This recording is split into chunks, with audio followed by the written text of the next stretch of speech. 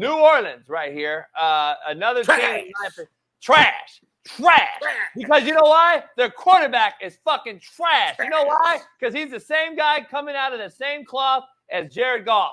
Both of them with big-time arms, great ball spinners that just can't get out of their own way, dog. They don't have the it factor. Jared Goff and Derek Carr, in my opinion, are very, very similar.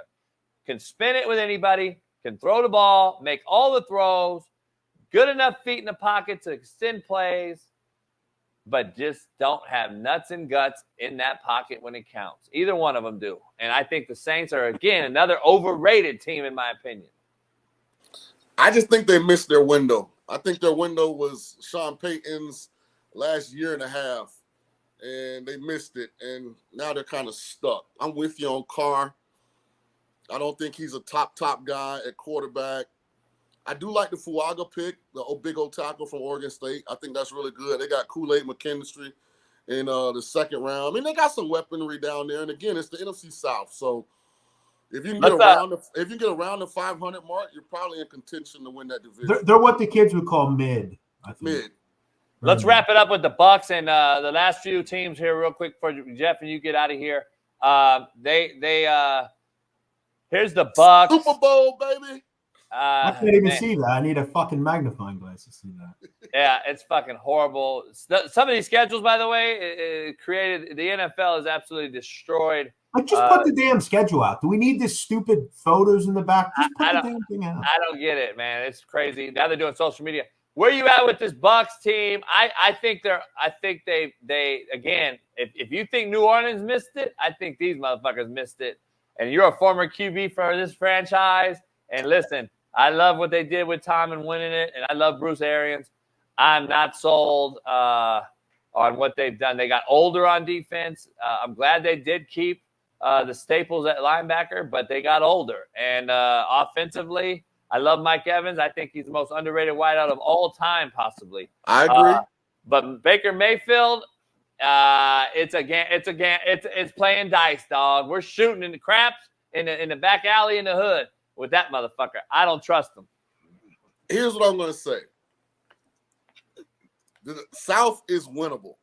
Yes. So just like last year, if they could figure out how to just stay and tread water, they could potentially win the South by default. My only concern is that offensive line. I know we drafted Graham Barton with our first pick, really good versatile lineman from Duke, but we probably need another 2-3 linemen. Like that's not a good unit overall. But other than that, I mean, the Bucs are live. I mean, say what you want about Baker. Baker was the number one pick in the draft. Baker did win a Heisman at Oklahoma. Now, Baker got a little carried away at Cleveland and thought that he was the next coming of Bernie Kosar, and it kind of bit him. But, sometimes when these guys get second chances, they learn the first time. I will say this about Baker. If Baker will be honest about what he sees in the mirror, the Bucs got a chance to make a significant run. And here's what I mean. Baker, you're not Brett Favre. Stop trying to be. Just be Baker Mayfield. If he can get away from that one, like, I'm going to roll left, throw the ball back, cross the field right, he's his own worst enemy at times, but he's talented enough to be a winning quarterback. So I would buy Bucs stock over anybody else in the NFC. What you think, Jeff? I agree. NFC South. I agree with you there. I liked Baker. I told these guys last year I like Tampa. I mean, I do agree with JB defensively. I don't know if they're just kind of an average team defensively. I think they're solid. They do have pretty good weapons. I think in a very mid division, they should win it. Carolina's horrific. Saints are messy. Yeah, I don't have any issue with Tampa. They did run into the Eagles, who I feel like me, JB, you, and 7 or 8 listeners could have beaten. So yeah. Hey, I like Atlanta still in that division this year, though. I'm going to throw on record and say that. Here's a team for you. Where you at with this team? Better or worse? Carolina. How can they be worse, JB? They had the number one pick in the draft. You can't be any worse than that. I'm saying we've seen it before. Look at the Indiana Fever. Look at Caitlin Clark's motherfucking ass got about 50 last night. They got worse. Hey, listen, it's gonna be a long season for CC, boy. Ooh. What do I know? I don't know, man. I I want Carolina to be successful because I really hate that Bryce Young was put into that situation. But can we really trust the owner not to overreact? They get off to a slow start. Like, who knows what Tepper's going to do? They couldn't be worse. I love Xavier Legette. They added him, with their first pick. They added Jonathan Brooks, the running back from Texas. If he's healthy, I think they tore an ACL or something last year. So, I mean, they can't be worse than they were last year. That's all I'm gonna say. Are they a threat? No, I don't think. But a new first-time head coach too, right? Didn't they hire the Bucs OC? Dave Canales. Yeah, Dave Canales, who coached with me out here in California, was a GA and a walk-on coach with Pete Carroll. Pete hires him in Seattle. The next thing I know, this motherfucker's a coordinator in Tampa Bay. So it is crazy. He was an OC at Torrance High School here in LA and then El Camino Junior College. So, this guy has transcended. It's all who you know, brother, and who knows you. I heard good things about Canales. I heard he's a good dude. Yeah, he is a good dude. The Falcons stick out to me.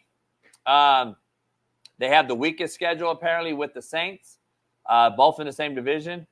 But if Kirk Cousins goes down, I said yesterday the GM's going to look like a genius because the backup that's going to come in is going to be someone that these other teams don't have. And Michael Penix, who can spin it, athletic, gifted guy that can extend the play.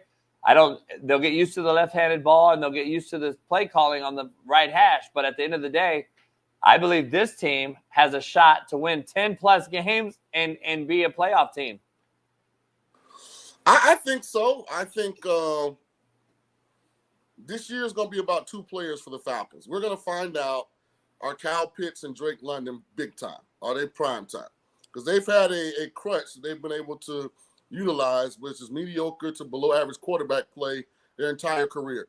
For the first time, they don't have that. So, I mean, when I'm looking at the Falcons, any bets that I was going to make, I'd have to figure out how does Pitts and London fit into it. Maybe it's playing their player props early in the year if you like the numbers or, whatever. It's like that's how I would try and attack the Falcons. I don't know that they're elite on defense.